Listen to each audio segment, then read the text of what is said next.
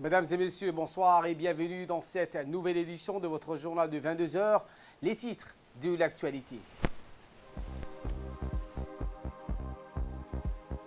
Le ministre des Affaires musulmanes et de la Culture et bien Warf Moumen Hassan Barre a présidé une cérémonie marquant la célébration de la naissance du prophète Mohammed, paix et salut soit sur lui. Et ce débat d'idées autour de la culture et du savoir endogène présidé par Ali Moussaïi et Aïcha Robli. Dans l'actualité internationale, en Libye, le port libyen redémarre sa nouvelle usine des plastiques et l'économie va de bon train. Voilà pour les titres. Merci si vous nous rejoignez sur Télé Djibouti. Le ministre des Affaires musulmanes a présidé la cérémonie marquant la célébration de la naissance du prophète, paix et salut soit sur lui.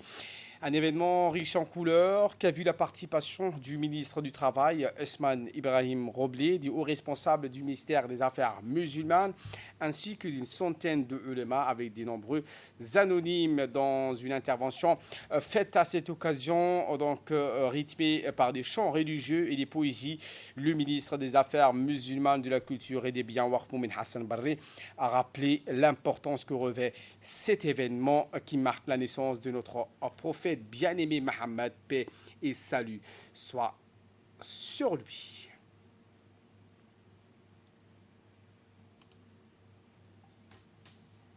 مع الصلاة يا محمد يا طيب الكلام ويا أحمد يا سيد الأنام عليك أسكى الصلاة.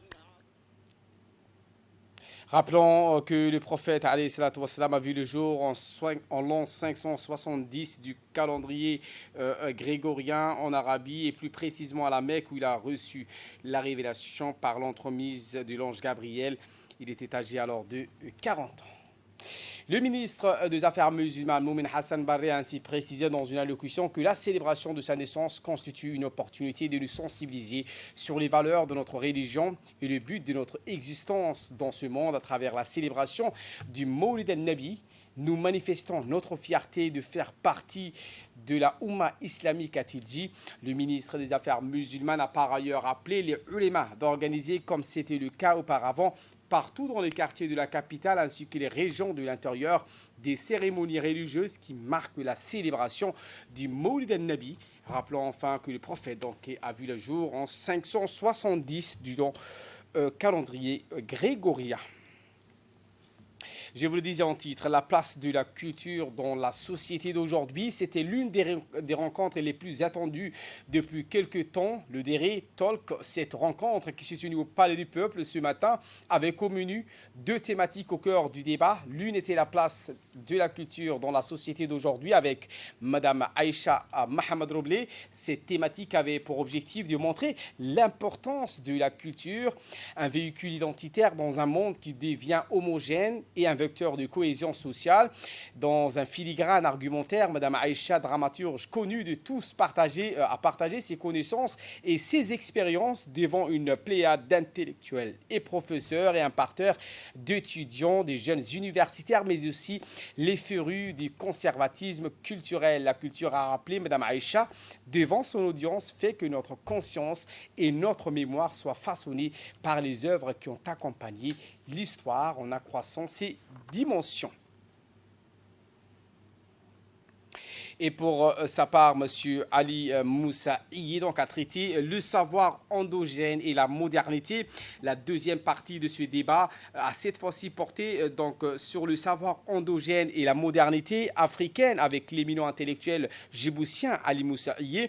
Une réflexion qui mettait en lumière la connaissance vécue par la société comme partie intégrante de son héritage. En d'autres termes, le savoir endogène repose sur l'exigence d'intégration africaine, celle de rendre plus manifeste le contenu de son savoir et la rationalité que contiennent les cultures africaines. Ces savoirs endogènes sont des potentiels énergétiques, épistémologiques et culturels pour l'Afrique. Ces savoirs endogènes impliquent également leur formulation, même sans un savoir centré, orienté, ancré dans une culture comme son capital et les ressources peuvent investir. Une réflexion qui mettait en lumière que le passage du savoir endogène au développement endogène pouvait permettre donc à l'Afrique de recentrer son capital. Autre actualité de ce 22 heures, dans le cadre du programme de promotion de protection des droits humains, le comité de gestion communautaire du quartier de Balbala 9 et Balbala 12 a organisé une cérémonie de sensibilisation sur les droits de l'enfant et la lutte contre la mutilation génitale féminine. Une sensibilisation également sur l'hygiène. Cette cérémonie était organisée en étroite collaboration avec l'Union nationale des femmes djiboutiennes, l'UNFD et l'UNICEF. Une cérémonie initiée pour faire valoir aux jeunes ce que leurs droits, comme se procurer la carte d'identité ou le refus de l'excision pour les jeunes filles ou encore la lutte contre toute forme de drogue. Cette cérémonie a vu la participation des responsables des différents programmes, en l'occurrence des superviseurs comme M. Hassan Ibrahim Abdallah et Mme Halima Moussa. Le coordinateur du projet de l'UNFD qui donc a rappelé que ce genre de sensibilisation sont organisées régulièrement pour améliorer les droits de l'enfant et le faire aux enfants et faire donc sensibiliser également les parents d'enfants. L'actualité dans les régions de l'intérieur, dans le cadre du renforcement des capacités nationales en vue d'une meilleure prise de décision, a dit qu'il un atelier de formation a eu lieu en ce sens. Le projet de renforcement des capacités est mis en œuvre par le ministère en charge de l'environnement et doit permettre à la République du Djibouti, à l'issue du projet, de respecter et d'intégrer dans ses politiques les obligations mondiales inhérentes aux conventions de Rio, mettre en place une gouvernance décentralisée de l'environnement et d'installer un système d'information qui centralisera l'ensemble de l'information environnementale. Naturel, c'est RFI, bien sûr, sous l'effet anthropologique, c'est-à-dire les effets causés par l'homme. On dit petit changement, grande conséquence. Donc, le fait de vouloir couper les arbres, le fait de vouloir assister au surpâturage, bien sûr, par nos cheptels, cela conduit à ce qu'on appelle plus d'effets de gaz à effet de serre. Donc nous, pour lutter à ces changements climatiques, il y a des associations qui ont vraiment présenté des programmes dans le cadre des changements climatiques et pour lutter contre la déforestation.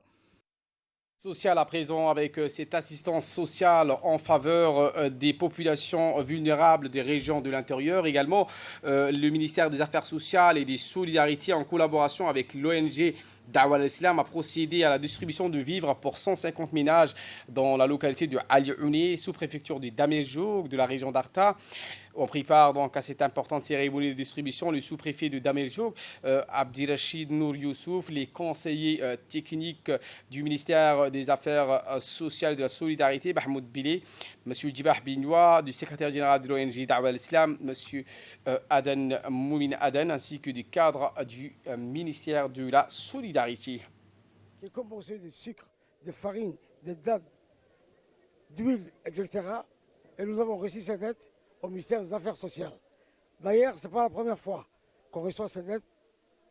Nous remercions le ministre des Affaires sociales ainsi que tous les dirigeants de cette astronomie. Et ce Djiboutien qui figure parmi les observateurs du Parlement panafricain aux élections législatives en République de Maurice, l'honorable député Hussein Mohamed Ali, député djiboutien à l'Assemblée nationale et membre du Parlement panafricain, a pris part à la mission d'observation des élections législatives qui ont eu lieu ce 7 novembre en République de Maurice. L'actualité hors de nos frontières à présent. Je vous le disais en titre, la Libye. Le port libyen redémarre avec sa nouvelle usine de plastique. La Libye veut relancer son économie malgré donc la guerre et les divisions politiques qui secouent ce pays. Le port pétrolier de Ras Lanouf et l'est de la capitale de la Tripoli donc a relancé l'usine de plastique. Explication. port pétrolier de Ras Lanouf, à l'est de la capitale Tripoli, a repris ses activités, donnant une impulsion à une économie ravagée. Le pays dépend presque entièrement des revenus pétroliers et la National Oil Corporation, NOC, a eu du mal à maintenir la production de pétrole brut à un niveau stable. La production s'est redressée à environ 1,3 million de barils par jour le mois dernier, mais la situation au-delà du pétrole et du gaz demeure sombre. Ras Lanouf se situe dans le croisement pétrolifère libyen, un arc de terre s'étendant au sud de la côte méditerranéenne, où les champs pétroliers et les ports sont concentrés depuis 2016. Il est contrôlé par les forces fidèles à Khalifa Haftar, un commandant basé dans l'est du pays, dont l'armée nationale libyenne mène actuellement une offensive au point mort pour reprendre le contrôle de la capitale Tripoli. Les tentatives pour ouvrir l'usine de plasturgie ont été infructueuses en 2016 et 2017, a déclaré le directeur de Rasco. Les préparatifs ont duré plus d'1 an et ont été réalisés par des ingénieurs libyens. L'usine de polyéthylène de Ras Lanouf est exploitée par la société de traitement du pétrole et du gaz de Ras Lanouf, a été fermée pendant plus de 8 ans en raison d'une sécurité insuffisante. Elle a rouvert ses portes le mois dernier avec une capacité de production initialement de 80 000 tonnes par an qui devrait ensuite passer à 160 000 tonnes. Voilà pour l'essentiel de ce 22h. Merci donc à vous de nous avoir suivis et très bon suivi de programme sur Télé Djibouti.